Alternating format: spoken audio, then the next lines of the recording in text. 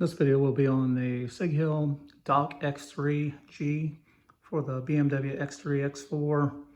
I believe it works with the X3M, X4M. May work on the X5, I'm not sure about that. It doesn't say that on the box. This is going to go into a 2021 BMW X3. Unfortunately, with today's issues going on, you can't just order a car if you need it quickly.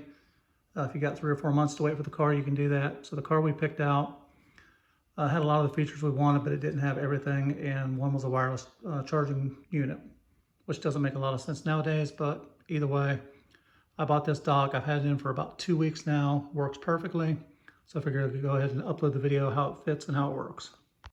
Okay, now to install this, basically what we're going to do, we're going to pull the rubber protector out of here. It just pops right out, a couple of tabs on the bottom. You'll see the lighter ports right there. So to get this in, it doesn't just fit straight down in like that. You've got to kind of angle it down and in.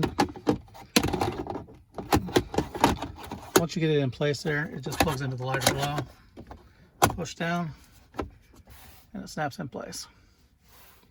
Doesn't go anywhere. Charger's on, off. You can actually turn it physically off if you want to. Back on.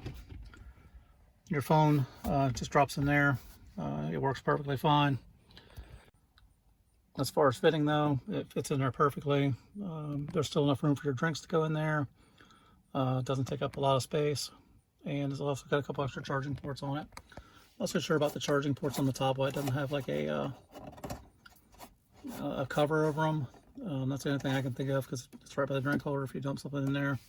Not sure how it's going to survive, but we'll give it a shot and see.